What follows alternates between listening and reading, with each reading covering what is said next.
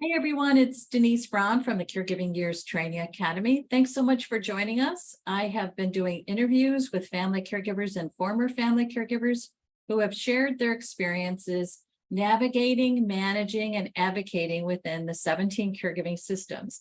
And today, Kim is with us and she's going to share her experiences. Hi, Kim. Hi, I'm Kim and I live in Monument, Colorado. Last year, my 86-year-old, now 87-year-old mother was diagnosed with bilateral ulcerated fungating breast cancer.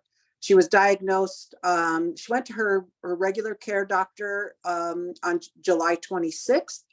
And on July 29th, she was referred to the UC Health Memorial Breast Cancer Center, where they diagnosed her with stage 3B going into stage 4 breast cancer.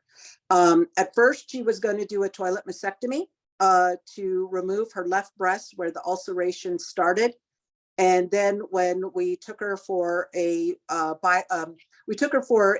exam, for her right breast, and it had also migrated to her right breast and has also metastasized. So it was early August last year that she said no more tests. She didn't want to remove her left breast. And so she went into hospice care on September the 1st, 2022.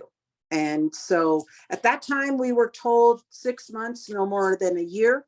And next week will be a year that she has, she's still with us.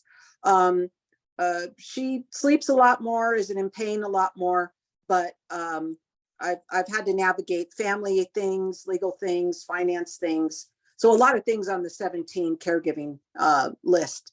Yeah.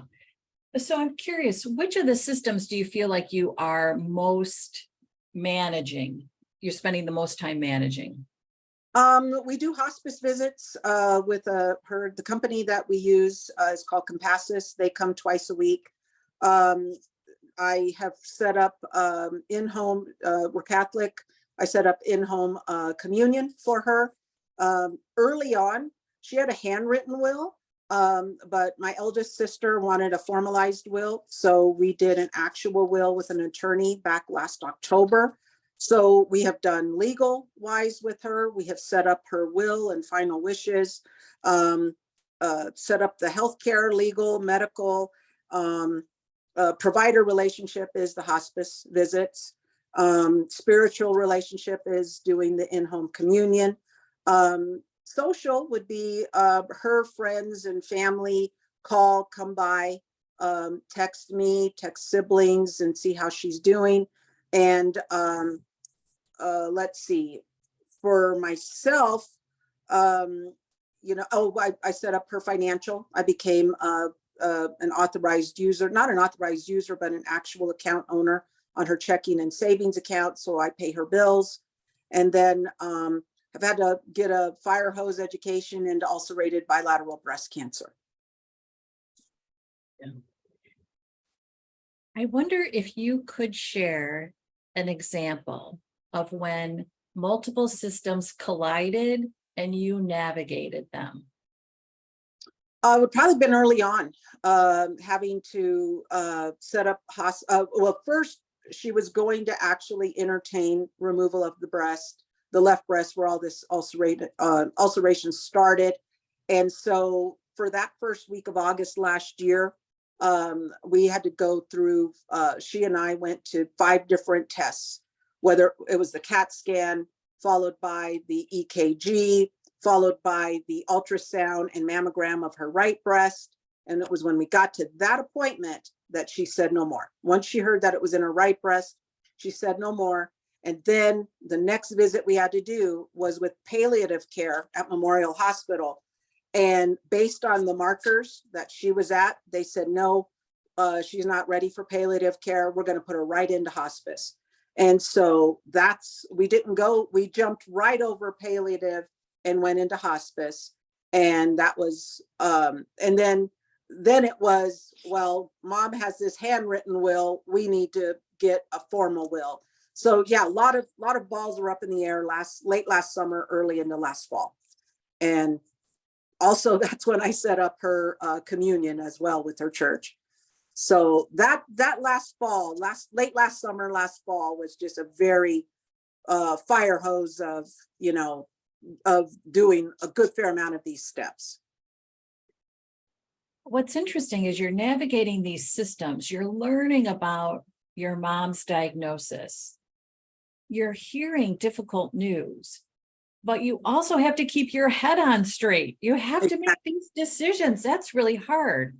So how did that feel for you to receive the news and to actually move through the systems to make decisions? We had, in the very beginning, my eldest sister, I live in, like I said, I live in Monument. I'm 35 miles one way away from mom. And so my sister was the one who took her to the UC Health appointment to get the biopsy done. And that was, at first she was entertaining getting the left breast removed because it was probably going to end up septic if she didn't get it removed. And so then we had to learn how to do wound care, because when she decided not to do the surgery, that's when we had to become wound care. My sister and I are her caregivers.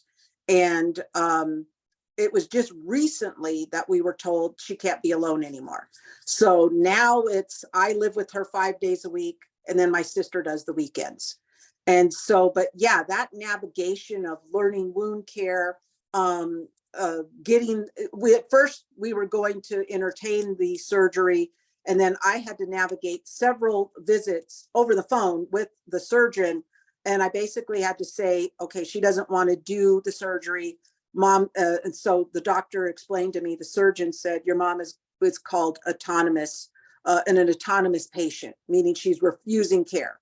And so that is, yeah, talk about narcissism. That doctor was, pretty narcissistic when she, said to us, your mom is refusing care. She is, that doctor had, I think, a God complex, to try to save an 86-year-old woman who had a prior heart attack, who already had a spot on her liver, which was probably cancer, and was going to put her through a very difficult cancer, as well as, somebody's going to have to be her caregiver at, 100% of the time. And I'm really glad my mom decided not to do the surgery.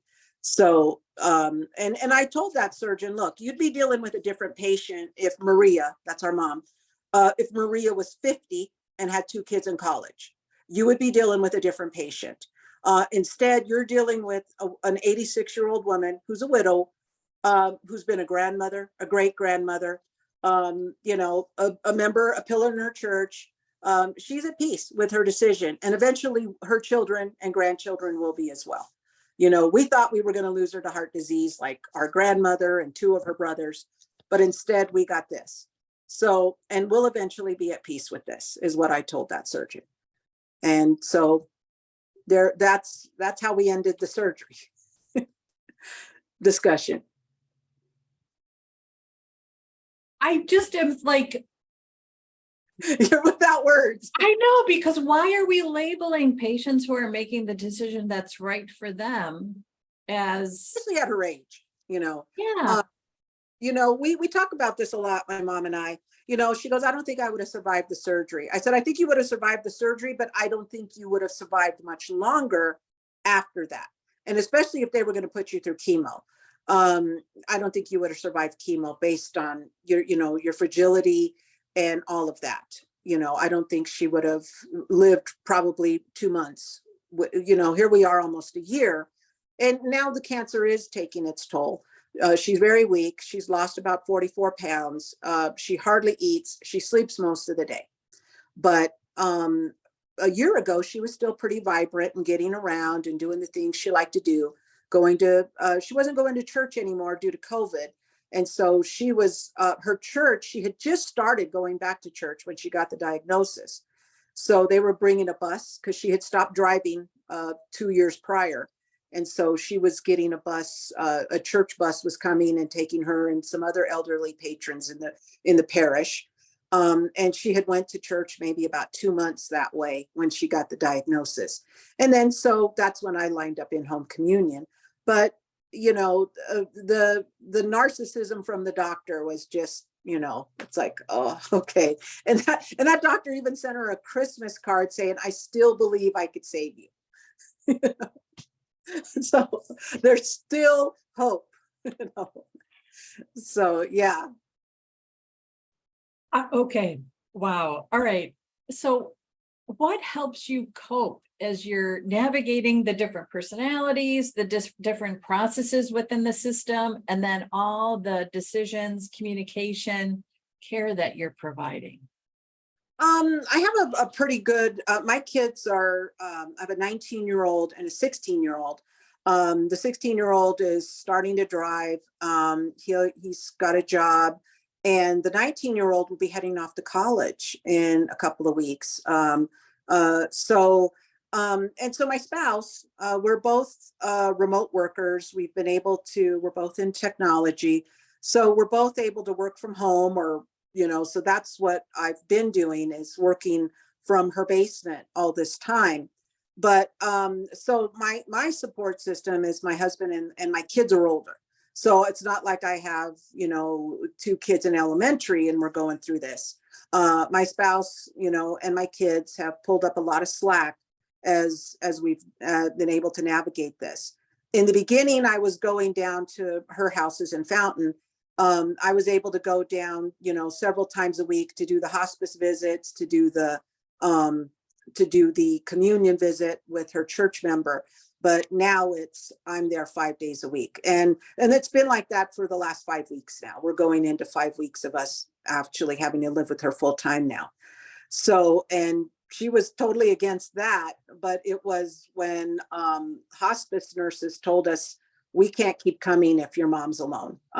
We were told that if we come here and she's alone, we're going to turn you guys over to adult social services. And once we were told that, then she said, okay, you guys can live with me. Because they said in our book, this looks like elder abuse with her being alone. Yeah. Yeah, it's been a roller coaster this last year, but yeah.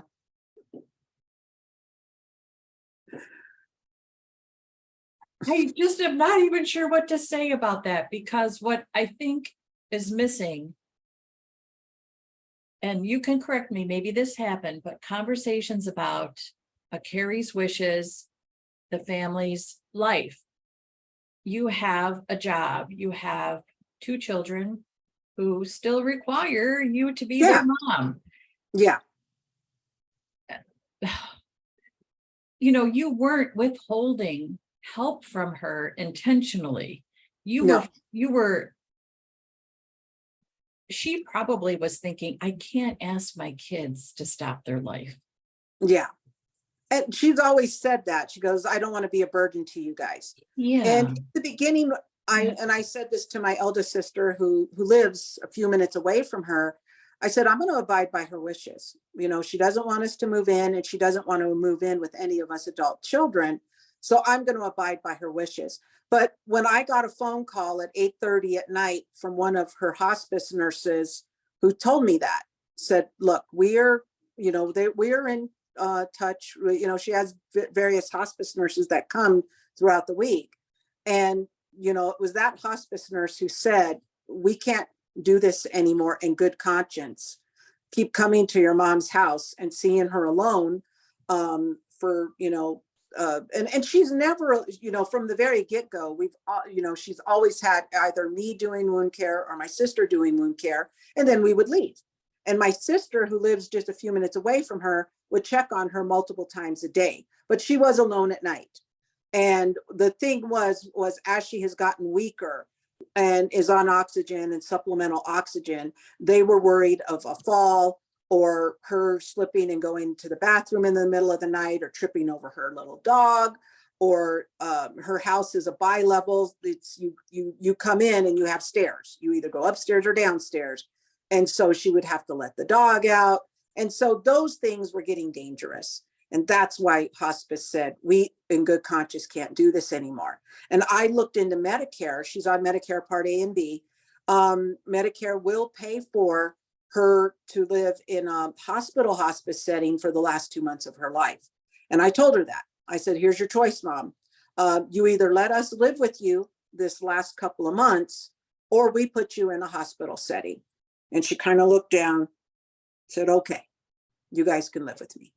So, and even that has been, a source of contention in the family. So it's not been easy doing this. I'm the youngest of 6. My sister Teresa is the oldest of us 6. A year and a half ago, we lost a sister to an aneurysm. So, we're not all on the same, page as far as her care. So we've had, those kind of things where, if I'm not there on the weekend, I don't get an update of how she's doing, of what meds she was taking, or, did she have a fall? Was she dizzy? Did she throw up? I try to leave notes or text my sister, and I don't get that reciprocity in kind. So that's kind of where we are in that too. So it's not a smooth situation with siblings, and, navigating all these things, has been difficult too. Yeah, absolutely. Wow. I'm always, nothing is ever easy. And it's always so interesting to hear what's complicated. But it's also really hard to hear what's complicated, because the wish is that the systems were in place that made it easier. Yeah. And it's not happening, which is really, yeah. So you have been on a roller coaster. You have been bounced around. You have been a little beat up, I would say, by the systems and what you're hearing and how people are interacting with you. And that's hard.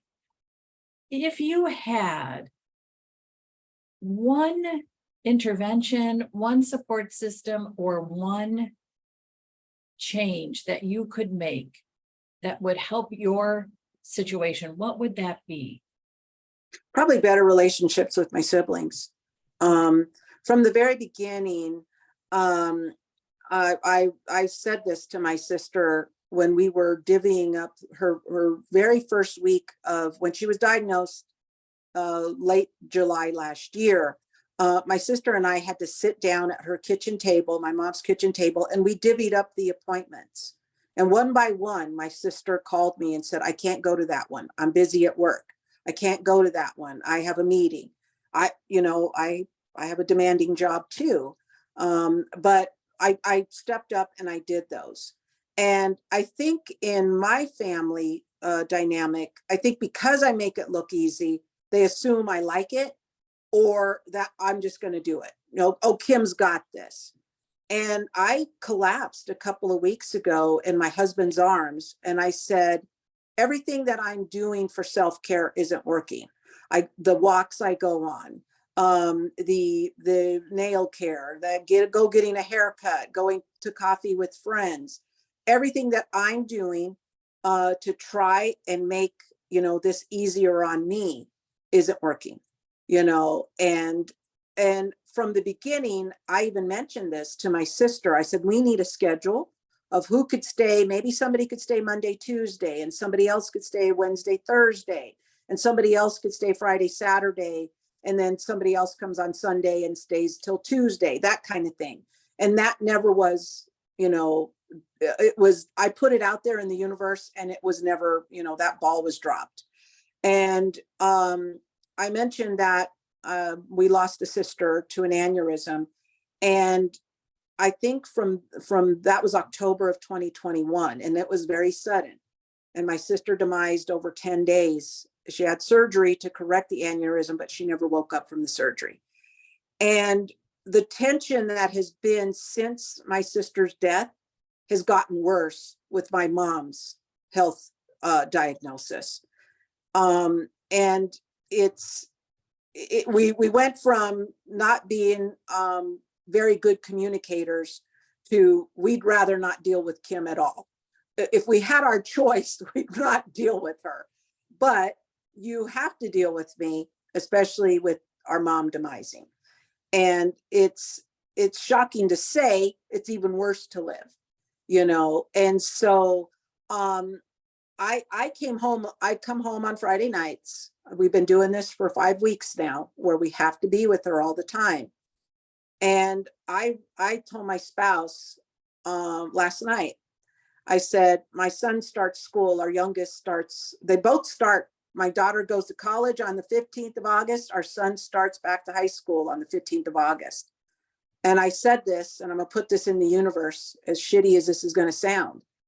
I said, if mom hasn't demised by the 15th, when our kiddos go back to school and college, I'm gonna give my 2 weeks notice, you know, to my siblings and say, I can't do this anymore. We're going on year 2 of this. I have stepped up. It is time for somebody else to step up, because all, like what I just said, Denise, the self-care that I'm doing isn't working, and my mental health is very important to me. And I don't want to be the next family member who dies before 60. You know, I carry a list in my wallet of my spouse's family members, as well as my own, who all died before the age of 60. We're up to 9, you know, and I don't want to be the 10th. So that's where I'm at. I am at extreme burnout, extreme PTSD, and I'm contemplating quitting the best and worst job I've ever had in my life. Yeah, that's just like, you know, it's a cliche, but it's between a rock and a hard place, Yeah. and you have to save yourself. And maybe if I cut the Band-Aid off with my siblings, like I'm contemplating doing this week, telling my sister, it is time for you to take a leave of absence from your job. You live 5 minutes away from mom. It is time for you to go look into FMLA, and it is time, you know. And maybe if I rip the Band-Aid off, I've been nice. I've been nice, Kim. I've been hard, Kim. I've been communicative, Kim. I feel like I'm a parent with my siblings. They're like another set of children. You know, I've been good cop, I've been bad cop, I've been over communicative, Kim. I've been, maybe I won't communicate at all this week, you know, but that's where I am this week. I'm hitting that wall. Numerous times I've hit the burnout wall, but this burnout is, I'm ready to quit this job. That's where I'm at. Wow. And what's interesting, and not in a good way, is hospice said you have to do this, but yet there's no additional support from hospice to help you do this. No. I have looked into being paid for being a caregiver. I have looked in, like I was saying to you a minute ago, she does qualify for in-hospital hospice for 60 days. It's a one-time benefit. What happens if we get to that 60 days and she doesn't demise? You know, do we bring her back home, or do we bring her to live with one of us? The thing about hospice care is they don't give you a lot of, you know, they have somebody who calls, what do you need? I said this like 6 months ago. I need it, my expenses paid for. Well, there's no way you're going to get that unless your mom is on Medicaid, and unless she is one of your dependents. That's the only way you're going to get reimbursed for your gas, for the tires that you've had to put on your car, for the brakes that you've had to replace. You know, so all of this has been, you know, a wake-up call of how, you know, a good fair amount of women and women of color are burdened in this caregiving system. Again, like I said, it's the best job and the worst job you'll ever have, you know, because of, you know, the amount of time I have spent with my mom over this last year and the stories that just come out of her. You know, her short-term memory is totally gone, but her long-term memory is, it's like a portal has opened up into her childhood and girlhood and our parents' first days of marriage and, all of that. And I told her, I'm a writer, and I said, look, Mom, this is either a very good book or this is stories that I will tell my grandkids in my old people years. But there is not a lot of systems out there to help families that are taking the time to be. Some people end up quitting a job. Some people, they end up moving a family member in, so those types of things are not reimbursed. And, maybe it's time for a congressional, type of thing, to go before Congress and say, look, a good fair, millions of Americans take on this role and millions of people around the world take on this role every day, every year. And in some cases, it lasts for years. Do we have another year with our mom at this pace? It's highly doubtful. She's barely eating and she sleeps most of the time. She's on supplemental oxygen. Her left lung is diminished. Our father died of cancer as well. And when he got to the end, they have more wrong than they do right, and that's where my mom is. There's more wrong with her than right. So, but we are still at this breaking point of, where you just, it's like, I can do no more of this.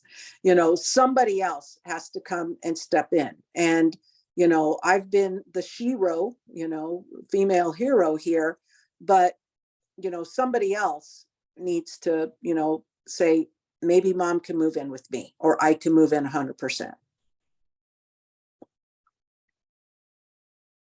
I wish I could say I had a good solution. I think that's what's so horrible is that Yeah.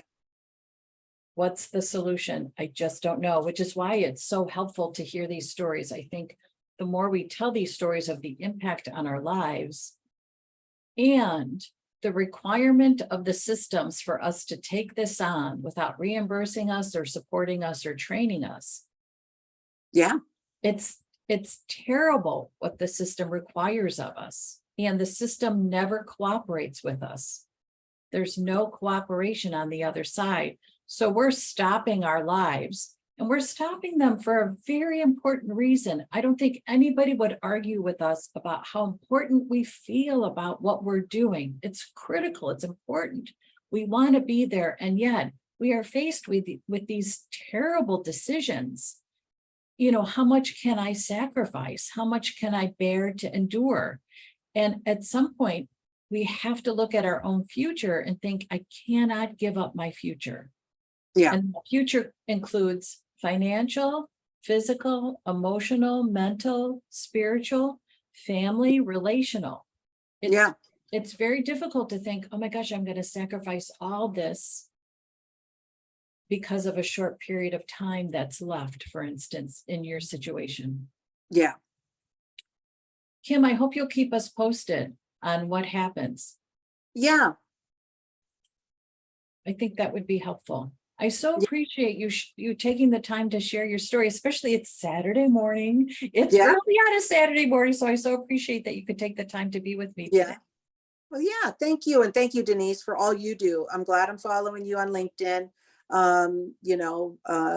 I could kind of see, what caregiving, it's not easy. And there's a lot of people out there that are in the same boat, Yeah. so I'm very, very Yeah. grateful. I hooked up with you on LinkedIn and glad for the work that you do and appreciate it.